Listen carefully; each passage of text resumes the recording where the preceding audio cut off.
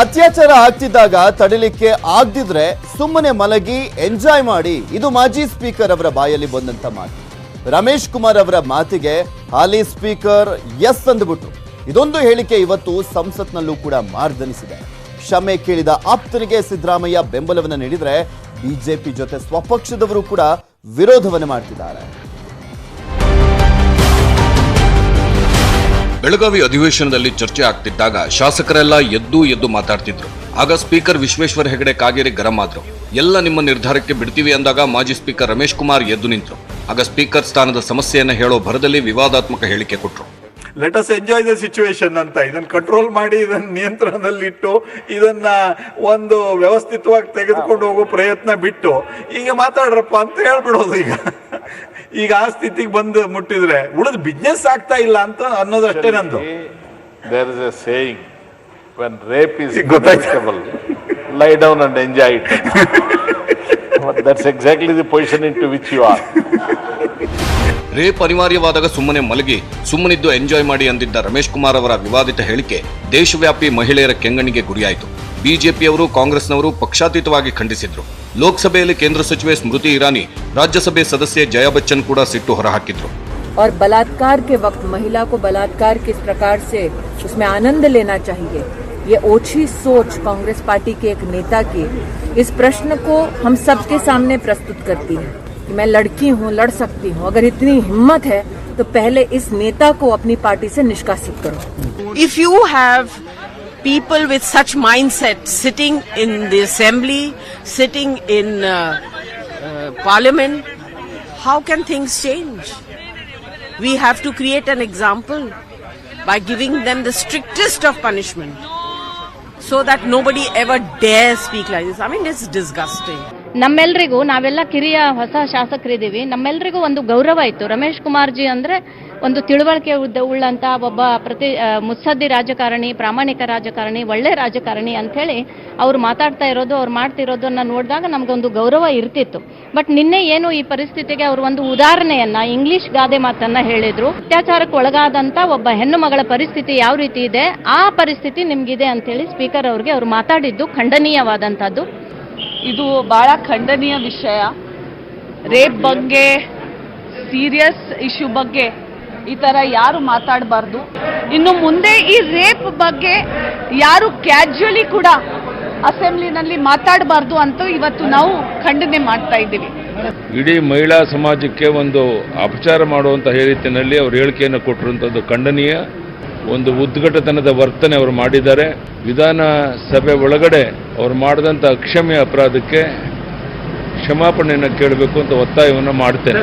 2 ಸಲ ಸ್ಪೀಕರ್ ಆಗಿದ್ದಂಥವರು, 40 ವರ್ಷ ಇಲ್ಲಿ ಅನುಭವ ಇರ್ತಕ್ಕಂಥವ್ರು ಸದನದಲ್ಲಿ ಬಂದು ನೀತಿಗೇನೆ, ಮೌಲ್ಯಗಳಿಗೇನೆ ರಾಯಭಾರಿ ಅಂತ ನಟಿಸುವಂತ ಒಬ್ಬ ವ್ಯಕ್ತಿ ಈ ರೀತಿ ಅನುಮಾನ ಏನಿದೆ? ಪ್ರಾರಂಭದಿಂದ ಹೇಳ್ತಾ ಇದ್ದೀನಲ್ಲ ನಾನು, ನನಗೇನು ವೈಯಕ್ತಿಕ ದೇಶ ಇಲ್ಲ, ಅವ್ರು ಇರೋದನ್ನ ನಾನು ನೇರವಾಗಿ ಹೇಳ್ತೀನಿ ಅಷ್ಟೇ. ಒಮ್ಮೊಮ್ಮೆ ಮಾತನಾಡುವಂಥ ಸಂದರ್ಭದಲ್ಲಿ ಅವರು ತಮ್ಮ ಹಿಡಿತವನ್ನು ತಪ್ಪಿ ಮಾತಾಡ್ತಾರೆ. ಇಂಥ ವಿಷಯದಲ್ಲಿ ಮಾತನಾಡುವಂಥ ಸಂದರ್ಭದಲ್ಲಿ ನನ್ನ ಕಡೆ ಭಾಷಾ ಜ್ಞಾನ ಇದೆ ಅಂಥೇಳಿ ಅದನ್ನು ಎಲ್ಲ ಸಂದರ್ಭದಲ್ಲಿ ಆ ಜ್ಞಾನವನ್ನು ಉಪಯೋಗ ಮಾಡಬಾರ್ದು. ಸದನದಲ್ಲಿ ಏನು ಮಾತಾಡಬೇಕು, ಸ್ಪೀಕರ್ ಆಗಿದ್ದಂಥವ್ರು ಇಂಥದ್ದು ಮಾತಾಡ್ತಾರಂದ್ರೆ ಇನ್ನು ಸಾಮಾನ್ಯ ಶಾಸಕರು, ಹೊಸದಾಗಿ ಬಂದ ಶಾಸಕರಿಗೆ ಏನು ಇವರು ಏನು ಆದರ್ಶ ಆಗ್ಲಿಕ್ಕೆ ಸಾಧ್ಯ? ಅದಕ್ಕಿದು ಭಾಳ ಕೆಳಮಟ್ಟದ ರಾಜಕಾರಣಕ್ಕೆ ಇದು ಬಂದಾರೆ. ಎಷ್ಟು ಬೌದ್ಧಿಕ ದಿವಾಳಿ ಆಗಿದೆ ಇವತ್ತು ರಮೇಶ್ ಕುಮಾರ್ ಅವರು. ಇನ್ಮೇಲಾದರೂ ಅವರು ತಮ್ಮ ಒಂದು ನಡವಳಿಕೆಯಲ್ಲಿ ಸುಧಾರಣೆ ಮಾಡ್ಕೋಬೇಕಂತ ನಾನು ಆಗ್ರಹ ಮಾಡ್ತೀನಿ. ಆ ಮಾನ ಮರ್ಯಾದೆ ಇಲ್ಲದೆ ಇರತಕ್ಕಂಥ ಮುಖಂಡರುಗಳು ಭಾಳ ಸುಮ್ಮನೇನೋ ನಾನು ಭಾಳ ಬುದ್ಧಿವಂತ, ಊರು ಸೀಮೆಗಿಲ್ಲದೆ ಇರೋ ನೀತಿವಂತ ಅಂತ ಮಾತಾಡ್ತಾರೆ.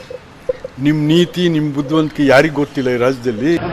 ಆ ಹೆಣ್ಣಿಗೆ ಏನು ಇವತ್ತು ಅಪಮಾನ ಮಾಡಿದ್ದಾರೆ, ಅದನ್ನು ಮುಂದಿನ ಜನ್ಮದಲ್ಲಿ ಹೆಣ್ಣಾಗುಟ್ಟಿ ಅವ್ರಿಗೆ ಅದು ಅನುಭವ ಆಗಲಿ ಅಂತ ನಾನು ಬೇಡ್ಕೊಳ್ತೀನಿ.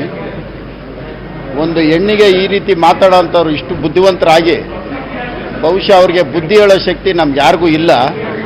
ಯಾವತ್ತಾದ್ರೂ ಒಂದು ಸೀರೆ ಉಟ್ಕೊಂಡು ಹೋಗಿ ಏನಾದ್ರು ಹೆಚ್ಚು ಕಮ್ಮಿ ಆದಾಗ ಆವತ್ತು ಅವ್ರಿಗೆ ಆ ಕಷ್ಟ ಗೊತ್ತಾಗುತ್ತೆ. ಹೆಣ್ಣನ್ನ ಗೌರವಿಸೋದು ಕಲಿಬೇಕು. ಬಿಜೆಪಿಯವರಷ್ಟೇ ಅಲ್ಲ, ಸ್ವತಃ ಕಾಂಗ್ರೆಸ್ ಹೈಕಮಾಂಡ್ ನಾಯಕರು ರಮೇಶ್ ಹೇಳಿಕೆಯನ್ನು ತೀವ್ರವಾಗಿ ಖಂಡಿಸಿದ್ರು. ಪ್ರಿಯಾಂಕಾ ಗಾಂಧಿ ಟ್ವೀಟ್ ಮಾಡಿ ರಮೇಶ್ ಹೇಳಿಕೆಯನ್ನು ಖಂಡಿಸಿದ್ದಾರೆ. लेकिन वो किस सर क्यों बोले मुझे समझ में नहीं आता। तो खैर अब माफी मांगे हैं तो अब हो गया। अब माफी मांगने के बाद उसको वहां पर छोड़ दीजिए, फिर उसको बहुत लंबित करने में कोई नहीं। लेकिन ऐसी बातें नहीं करना, मैं नहीं चाहता ये ऐसी बातें करे, इसका कोई अप्रिसिएशन नहीं, लोग सभी कंडम कर रहे हैं। ರಾಜಕೀಯ ನಾಯಕರಷ್ಟೇ ಅಲ್ಲ, ದೆಹಲಿ ಮಹಿಳಾ ಆಯೋಗದ ಅಧ್ಯಕ್ಷೆ ಸ್ವಾತಿ ಮಾಲಿವಾಲ್ ಕೇಸ್ ಹಾಕಿ ಅಂದ್ರು। इस आदमी की सोच बिल्कुल एक बलात्कारी की सोच की जैसे है। तुरंत इसको अरेस्ट किया जाए, इसकी विधानसभा से सदस्यता रद्द की जाए और इसकी जितनी भी वीआईपी सिक्योरिटी इसको और इसके परिवार को मिली हुई है वो सब छीन ली जाए। ದೇಶವ್ಯಾಪಿ ಆಕ್ರೋಶ ವ್ಯಕ್ತವಾಗ್ತಿದ್ರೆ ರಮೇಶ್ ಕುಮಾರ್ ಅವರ ಸ್ವಕ್ಷೇತ್ರದಲ್ಲೇ ಮಹಿಳೆಯರು ಪ್ರತಿಭಟನೆ ಮಾಡಿದ್ರು। ಕೊನೆಗೆ ರಮೇಶ್ ಕುಮಾರ್ ಟ್ವಿಟರ್ನಲ್ಲಿ ಕ್ಷಮೆ ಕೇಳಿದ್ರು, ಆಮೇಲೆ ಸದನದ ಒಳಗೂ ಕ್ಷಮೆ ಕೇಳಿದ್ರು। ಕ್ಷಮೆ ಕೇಳಿದ್ದೇ ದೊಡ್ಡ ಶಿಕ್ಷೆ ಅಂತ ಸಿದ್ದರಾಮಯ್ಯ ಸಮರ್ಥಿಸಿಕೊಂಡ್ರೆ ಡಿ.ಕೆ. ಶಿವಕುಮಾರ್ ಹೇಳಿದ್ದೆಷ್ಟು? ನಾನು ಇಲ್ಲಿ ಉಲ್ಲೇಖ ಮಾಡಿದಂಥ ಮಾತುಗಳು ಸಮಾಜದ ಯಾವುದೇ ವರ್ಗದ ಜನರಿಗೆ, ಮಹಿಳೆಯರನ್ನು ಸೇರಿಸಿ ವಿಶೇಷವಾಗಿ ಒಂದು ವೇಳೆ ನೋವಾಗಿದ್ದರೆ ನನಗೆ ಅದಕ್ಕೆ ವಿಷಾದ ವ್ಯಕ್ತಪಡಿಸೋದಕ್ಕೆ ಯಾವ ಮುಜುಗರನೂ ಇಲ್ಲ। ತಪ್ಪು ನಾವು ಕ್ಷಮೆ ಕೇಳೋದಕ್ಕಿಂತ ದೊಡ್ಡ ಪನಿಷ್ಮೆಂಟ್ ಇದೆಯಲ್ರಿ? ರಮೇಶ್ ಕುಮಾರ್ ಅವರೇನು ಸದನದಲ್ಲಿ ಮಾತಾಡಿದ್ದಾರೆ, ಅವರೇ ಅರ್ಥಕೊಂಡು ನಾನು ತಪ್ಪಾಯಿತು ಅಂತ ಹೇಳಿದ್ದಾರೆ। ನಾವು ಕೂಡ ಸರಾಸೆಟ್ಟಾಗಿ ಖಂಡಿಸ್ತೇವೆ।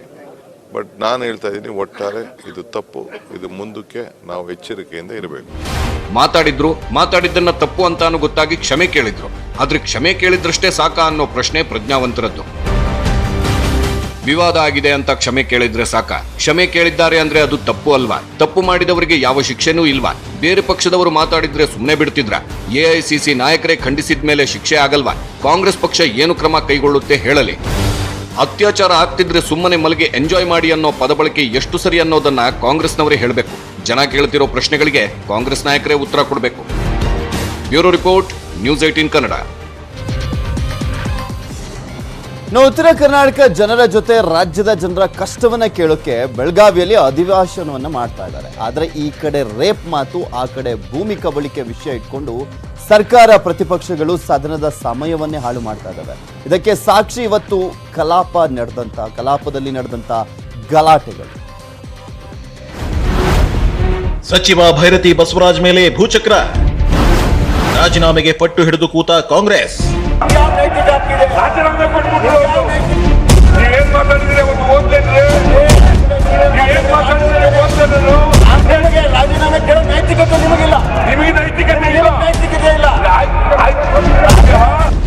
ಬೆಳಗಾವಿ ಅಧಿವೇಶನ ಸಚಿವ ಭೈರತಿ ಬಸವರಾಜು ಅವರ ಮೇಲಿರೋ ಭೂ ಕಬಳಿಕೆ ಆರೋಪಕ್ಕೆ ಬಲಿಯಾಗ್ತಿದೆ। ಭೈರತಿ ಬಸವರಾಜು ರಾಜೀನಾಮೆಗೆ ಪಟ್ಟು ಹಿಡಿದು ಕೂತಿರೋ ಕಾಂಗ್ರೆಸ್ನವರು ವಿಧಾನಸಭೆ ಮತ್ತು ವಿಧಾನ ಪರಿಷತ್ನಲ್ಲೂ ಕೋಲಾಹಲ ಎಬ್ಬಿಸಿದ್ರು। ನಾವೆಲ್ಲರೂ ಜೊತೆ ಸೇರಿ ನಿಯಮಾವಳಿಗಳ ಪುಸ್ತಕ ಮಾಡಿದೀವಿ, ಇದರ ಅಡಿಯಲ್ಲಿ ಬಂದ್ರೆ ಚರ್ಚೆ ಮಾಡೋಣ। ಬರುತ್ತೋ ಇಲ್ಲ? ಇಳುವಳಿ 60ರಲ್ಲಿ ಬರುತ್ತೋ ಇಲ್ಲೋ? ಅಲ್ಲ, ಈಗ ನೀವು ಬಯಸೋದೇನು? ಈಗ ನೀವು ಬಯಸೋದೇನು? ಅಲ್ಲ, ನೀವು ಬಯಸೋದೇನು? ನಿಲುವಳಿ 60ರ ನಿಯಮ 62(2)ರಲ್ಲಿ 7ರಲ್ಲಿ ನಿಲುವಳಿ ಸೂಚನೆಯು ಭಾರತದ ಯಾವುದೇ ಭಾಗದಲ್ಲಿ ಅಧಿಕಾರ ವ್ಯಾಪ್ತಿಯನ್ನು ಹೊಂದಿರುವ ನ್ಯಾಯಾಲಯದ ಮುಂದೆ ವಿಚಾರಣೆಯಲ್ಲಿರುವ ಯಾವುದೇ ವಿಷಯಕ್ಕೆ ಸಂಬಂಧಿಸಿದ ಸ್ಪೀಕರ್ ಆಗಲ್ಲ ಅಂದಿದ್ದ ತಡ ಸಿದ್ದರಾಮಯ್ಯ ಸಿಟ್ಟಾದ್ರು। ಈ ಹಿಂದೆ ನಿಯಮ 60ರ ಅಡಿಯಲ್ಲಿ ಡಿವೈಎಸ್ಪಿ ಗಣಪತಿ ಆತ್ಮಹತ್ಯೆ ಬಗ್ಗೆ ಪ್ರಸ್ತಾಪ ಮಾಡಿಲ್ವಾ? ಅವಕಾಶ ಕೊಡಿ ಅಂತ ಪಟ್ಟು ಹಿಡಿದ್ರು, ಆಗ ಬಿಜೆಪಿಯವರು ಮುಗಿಬಿದ್ರು। ನಾನು ಆ ಹಿನ್ನೆಲೆಯಲ್ಲಿ ಇದನ್ನ ರಿಜೆಕ್ಟ್ ಮಾಡಿದ್ದೇನೆ। ಅದು ಬೇರೆ ಲಾ ಮಿನಿಸ್ಟರ್ ಅವರು ಗಣಪತಿ ಸೆಕ್ಷನ್ 200 ಕೆಳಗಡೆ ಇತ್ತು, ಅವರು ವರದಿ ಕೊಟ್ಟರು। ವರದಿ ಕೊಟ್ಟ ಮೇಲೆ FIR ಮಾಡಬೇಕು ಅಂತ ಹೇಳಿದ್ರು। FIR ಮಾಡಿದ ಮೇಲೆ ಜಾರ್ಜು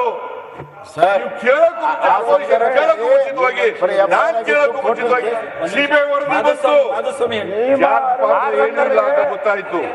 2 ಕೇಸ್ನಲ್ಲಿ ಸಿಬಿಐ ಹೋಗಿತ್ತು, ಜಾರ್ಜ್ ಪಾತ್ರ ಏನು ಇಲ್ಲ ಅಂತ ಗೊತ್ತಾಯ್ತು, ಮತ್ತೆ ಅವರು ಮಂತ್ರಿ ಆದ್ರು। ನನಗೂ ಈಗ ತನಿಖೆ ಆಗಲಿ।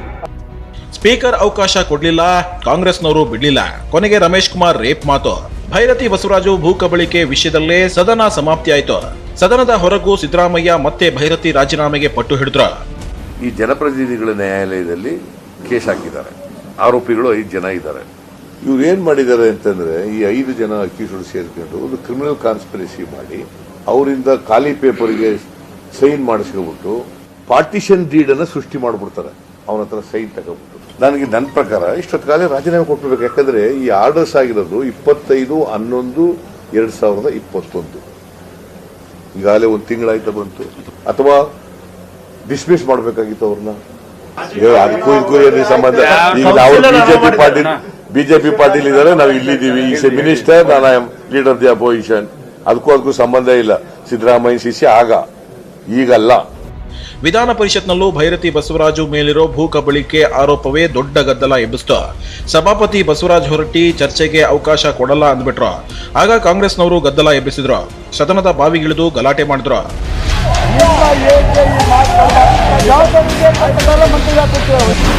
ಕಾಂಗ್ರೆಸ್ ಗದ್ದಲ, ನಾರಾಯಣಗೌಡ ಸಿಟ್ಟು. ಮಂತ್ರಿ ಅಲ್ಲ ಕಂತ್ರಿ ಎಂದ SR ಪಾಟೀಲ್. ಬುದ್ಧಿವಂತರ ವೇದಿಕೆ ಪರಿಷತ್ನ ವಿಪಕ್ಷ ನಾಯಕ SR ಪಾಟೀಲ್ ಆಡಿದ ಮಾತಿದ.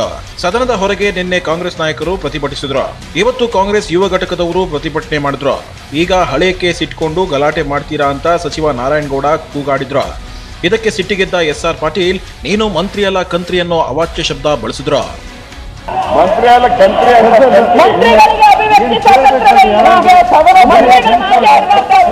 ಮಧ್ಯದಲ್ಲಿ ಮಾತಾಡ್ತಾರೆ. ಮಂತ್ರಿಗಳೇ ಮೈ ಮೇಲೆ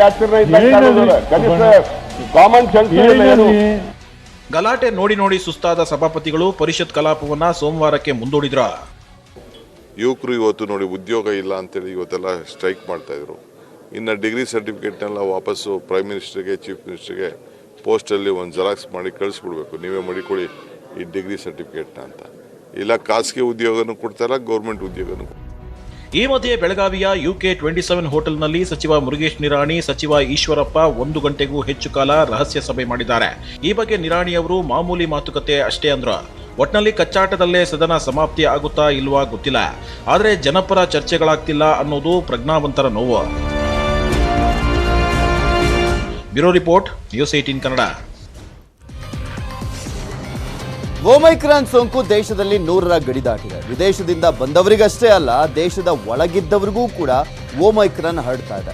ಆದರೂ ಜನ ತಲೆ ಕೆಡಿಸ್ಕೊಳ್ತಾ ಇಲ್ಲ. ಈಗ ಟಫ್ ರೂಲ್ಸ್ ಜಾರಿಗೆ ಸರ್ಕಾರ ಸಿದ್ಧತೆಯನ್ನು ಮಾಡಿಕೊಳ್ತಾ ಇದೆ.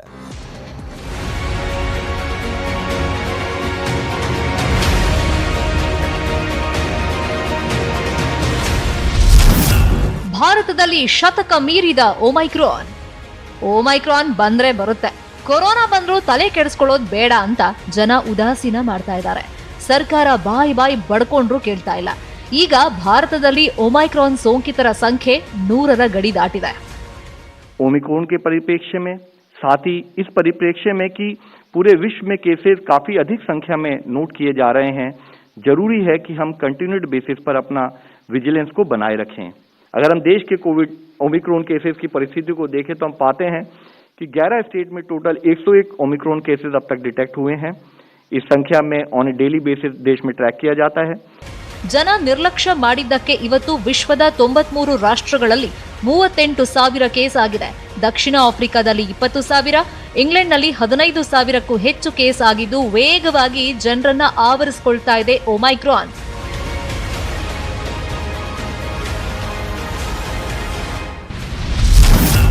ಹೊಸ ವರ್ಷ, ಕ್ರಿಸ್ಮಸ್ಗೆ ಟಫ್ ರೂಲ್ಸ್.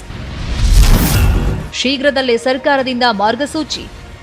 ಈಗ ಕ್ರಿಸ್ಮಸ್ ಮತ್ತು ಹೊಸ ವರ್ಷಾಚರಣೆಗೆ ಕಟ್ಟುನಿಟ್ಟಿನ ಕ್ರಮ ಅಗತ್ಯ ಅಂತ ಕೇಂದ್ರ ಆರೋಗ್ಯ ಇಲಾಖೆ ಹೇಳ್ತಾ ಇದ್ದು, ರಾಜ್ಯದಲ್ಲೂ ಬಿಗಿ ಕ್ರಮ ಕೈಗೊಳ್ತೀವಿ ಅಂತ ಸಚಿವ ಸುಧಾಕರ್, ಬಿಬಿಎಂಪಿ ಆಯುಕ್ತ ಗೌರವ್ ಗುಪ್ತಾ ಮಾಹಿತಿ ಕೊಟ್ಟಿದ್ದಾರೆ. ಅಂತಿಲ್ಲ, 8 ವ್ಯಕ್ತಿಗಳಿಗೆ ಈಗ ಓಮೈಕ್ರಾನ್ ಪ್ರಭೇದ ಅವರಿಗೆ ಪತ್ತೆಯಾಗಿರುವಂಥದ್ದು ದೃಢೀಕರಿಸಿದ್ದೇವೆ. ಹಾಗಾಗಿ ಆ 8 ಜನರ ಪ್ರಾಥಮಿಕ ಮತ್ತು ದ್ವಿತೀಯ ಎಲ್ಲ ಸಂಪರ್ಕಿತರನ್ನು ಕೂಡ ಟ್ರ್ಯಾಕ್ ಮಾಡಿ ಅವರಿಗೆ ಪರೀಕ್ಷೆಗಳನ್ನು ಮಾಡಿ ಅವ್ರ ಮೂಲಕ ಬೇರೆ ಹರಡದಂತೆ ಕ್ರಮಗಳನ್ನು ತೆಗೆದುಕೊಂಡಿದೆ ಸರ್ಕಾರ.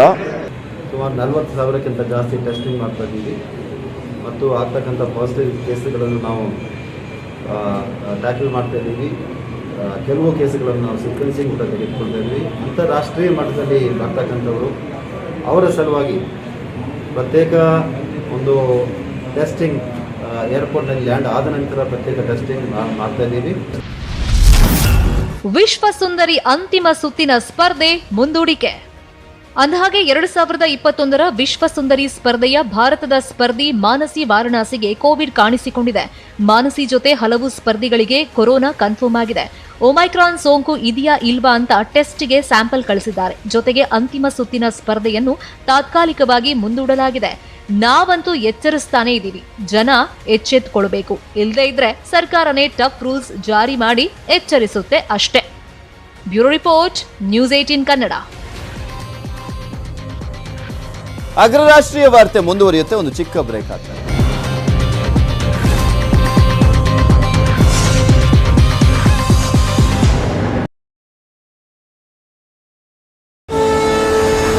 ಸಾವಿರಾರು ಆಕಾಂಕ್ಷಿಗಳ ಕನಸಿಗೆ ತಣ್ಣೀರು ಎರಚಿದ ರೈಲು ವಿಳಂಬ.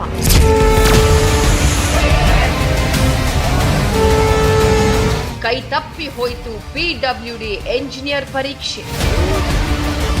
5 ಅವರ್ ಡಿಲೇ ಮಾಡ್ಬಿಟ್ರೆ ಟ್ರೈನು, ಇಷ್ಟು ಜನ ಎಕ್ಸಾಮ್ ಬರೆಯೋರು ಇದಾರಲ್ಲ, ಇವ್ರ ಭವಿಷ್ಯ ಏನಾಗ್ಬೇಕು? ಈ ಸಲ 600-700 ಕಿಲೋಮೀಟರ್ ದೂರದಿಂದ ಕಲಬುರಗಿಗೆ ಎಕ್ಸಾಮ್ಗೆ ಯಾಕೆ ಹಾಕಿದ್ದಾರೆ?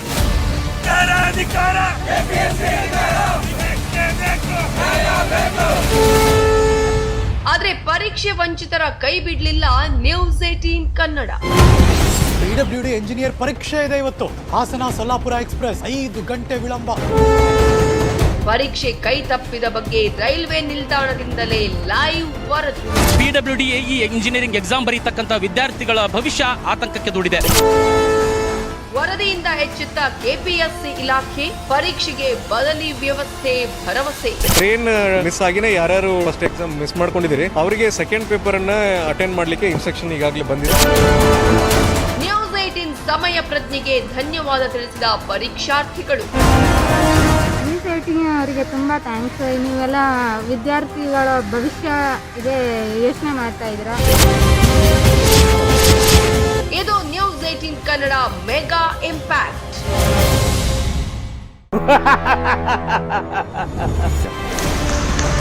ಪದ್ಮ ಇತಿಹಾಸದಲ್ಲಿ ನೀವು 2ನೇ ತೃತೀಯಲಿಂಗಿ. ಮಂಜಮ್ಮ ಜ್ಯೋತಿಯವರು ಇಡೀ ಕರ್ನಾಟಕ, ಇಡೀ ದೇಶ ಹೆಮ್ಮೆ ಪಡುವಂಥ ಸಾಧನೆ ಮಾಡಿದ್ದಾರೆ. 2 ಹೊತ್ತು ಊಟ ಅದೆಲ್ಲ ಓಕೆ, ಒಂದು ಸೂರು ಎಲ್ಲ ನೀಟಾಗಿದೆಯಾ?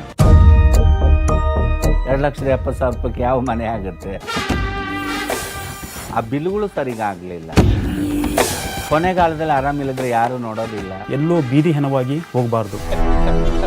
ಕೊನೆಯ ದಿನಗಳನ್ನು ಆ ಮನೆಯಲ್ಲಿ ಕಳೆಯುವಂಥ ಒಂದು ವ್ಯವಸ್ಥೆ ಆಗಬೇಕು. ನ್ಯೂಸ್ 18 ಕನ್ನಡ ಹಾಗೂ ಈ ಕಾರ್ಯಕ್ರಮದ ಮೂಲಕ ನಾನು ಎಲ್ಲರಿಗೂ ಮನವಿ ಮಾಡ್ತೇನೆ. ಜೋಗತಿ ಮಂಜಮ್ಮ ನೆರವಿಗೆ ಸಹೃದಯಿ ಕನ್ನಡಿಗರು.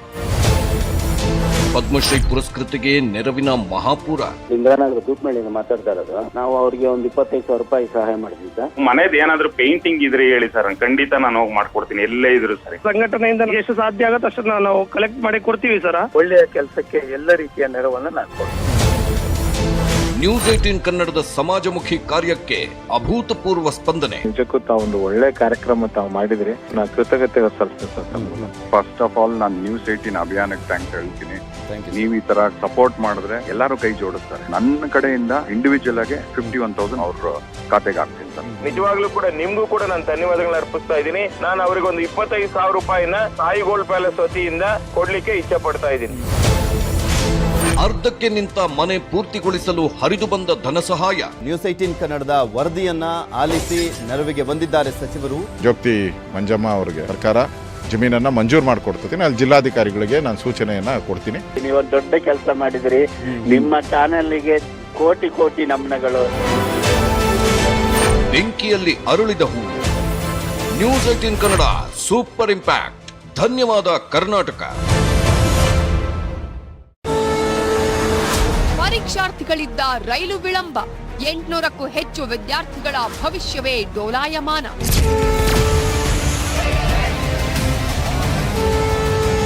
ಪರೀಕ್ಷಾರ್ಥಿಗಳ ಪರ ನಿಂತಿದ್ದು ನಿಮ್ಮ ನ್ಯೂಸ್ 18 ಮಾತ್ರ.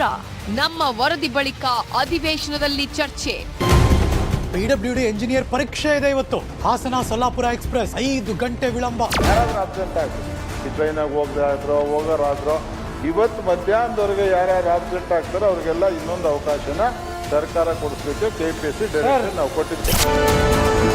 ಡಿಸೆಂಬರ್ 29ಕ್ಕೆ ಮರು ಪರೀಕ್ಷೆ. ನ್ಯೂಸ್ 18ಗೆ ವಿದ್ಯಾರ್ಥಿಗಳ ಧನ್ಯವಾದ. ನ್ಯೂಸ್ 18 ಅವರಿಗೆ ತುಂಬಾ ಥ್ಯಾಂಕ್ಸ್. ಅಸಹಾಯಕರ ಆಶಾ ಕಿರಣ. News 18 big impact.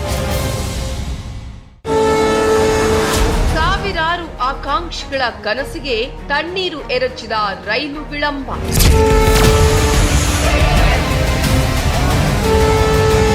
ಕೈ ತಪ್ಪಿ ಹೋಯಿತು PWD ಎಂಜಿನಿಯರ್ ಪರೀಕ್ಷೆ. 5 ಅವರ್ ಡಿಲೇ ಮಾಡ್ಬಿಟ್ರೆ ಟ್ರೈನು. ಇಷ್ಟು ಜನ ಎಕ್ಸಾಮ್ ಬರೆಯೋರು ಇದಾರಲ್ಲ, ಇವ್ರ ಭವಿಷ್ಯ ಏನಾಗ್ಬೇಕು? ಈ ಸಲ 600-700 ಕಿಲೋಮೀಟರ್ ದೂರದಿಂದ ಕಲಬುರಗಿಗೆ ಎಕ್ಸಾಮ್ಗೆ ಯಾಕೆ ಹಾಕಿದ್ದಾರೆ?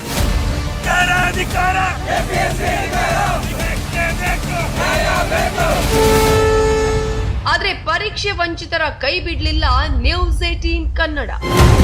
PWD ಇಂಜಿನಿಯರ್ ಪರೀಕ್ಷೆ ಇದೆ ಇವತ್ತು. ಹಾಸನ ಸೊಲ್ಲಾಪುರ ಎಕ್ಸ್ಪ್ರೆಸ್ 5 ಗಂಟೆ ವಿಳಂಬ. ಪರೀಕ್ಷೆ ಕೈ ತಪ್ಪಿದ ಬಗ್ಗೆ ರೈಲ್ವೆ ನಿಲ್ದಾಣದಿಂದಲೇ ಲೈವ್ ವರದಿ. PWD ಇಂಜಿನಿಯರಿಂಗ್ ಎಕ್ಸಾಮ್ ಬರೀತಕ್ಕಂಥ ವಿದ್ಯಾರ್ಥಿಗಳ ಭವಿಷ್ಯ ಆತಂಕಕ್ಕೆ ದೂಡಿದೆ. Welcome back. ಜನತಾ ಪರಿವಾರ ಮತ್ತು ಕಾಂಗ್ರೆಸ್ನಲ್ಲಿ ತನ್ನದೇ ಆದಂಥ ಛಾಪನ್ನು ಮೂಡಿಸಿದಂಥ ಹಿರಿಯ ರಾಜಕಾರಣಿ ಇನ್ನಿಲ್ಲ. 40 ದಿನಗಳಿಂದ ಅಂತಿಮ ಕ್ಷಣವನ್ನು ಎಣಿಸ್ತಾ ಇದ್ದಂಥ 96 ವರ್ಷದ RL ಜಾಲಪ್ಪ ವಿಧಿವಶರಾಗಿದ್ದಾರೆ. ಹಿಂದುಳಿದ ವರ್ಗಗಳ ನಾಯಕರಾಗಿ, ಮಾಜಿ ಕೇಂದ್ರ ಸಚಿವರಾಗಿ, ಶಿಕ್ಷಣ ಕ್ಷೇತ್ರದಲ್ಲಿ ಸಾಕಷ್ಟು ಕ್ರಾಂತಿಯನ್ನು ಸೃಷ್ಟಿಸಿದ್ದಂಥವರು RL ಜಾಲಪ್ಪನವರು.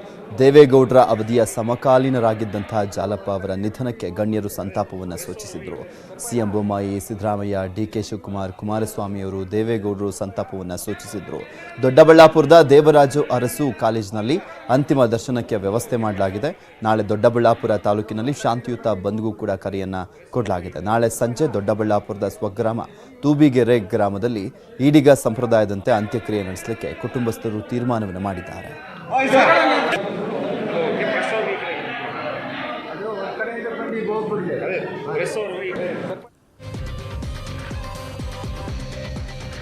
ಮೊನ್ನೆ ತಲ್ವಾರ್ನಿಂದ ಹಲ್ಲೆಯನ್ನು ನಡೆಸಿದಂತೆ ಕೇಸ್ನಲ್ಲಿ 3 PFI ಮುಖಂಡರನ್ನ ಉಪ್ಪಿನಂಗಡಿ ಪೊಲೀಸರು ಬಂಧಿಸಿದ್ರು. ಅವರನ್ನೆಲ್ಲ ರಿಲೀಸ್ ಮಾಡಿ ಅಂತ PFI ಸಂಘಟನೆಯವರು ಪೊಲೀಸ್ ಸ್ಟೇಷನ್ ಮುಂದೆ ಪ್ರತಿಭಟನೆ ಗಲಾಟೆಯನ್ನು ಮಾಡಿದ್ರು. ಪೊಲೀಸರು ಲಾಠಿ ರುಚಿಯನ್ನು ತೋರಿಸಿ ಕಳಿಸಿದ್ರು. ಇವತ್ತು ಲಾಠಿ ಚಾರ್ಜ್ ಮಾಡಿದ್ದನ್ನು ಖಂಡಿಸಿ ಮಂಗಳೂರಿನಲ್ಲಿ PFI ಕಾರ್ಯಕರ್ತರು ಪೊಲೀಸ್ ವರಿಷ್ಠಾಧಿಕಾರಿ ಕಚೇರಿ ಬಳಿ ಹೋಗ್ತಿದ್ದಾಗ ತಡೆದಿದ್ದಾರೆ.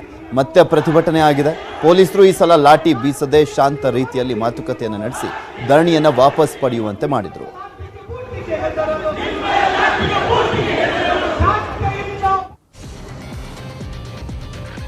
ಅಗ್ರ ರಾಷ್ಟ್ರೀಯ ವಾರ್ತೆ ಮುಂದುವರಿಯುತ್ತೆ ಒಂದು ಚಿಕ್ಕ ಬ್ರೇಕ್ ಆದ್ಮೇಲೆ.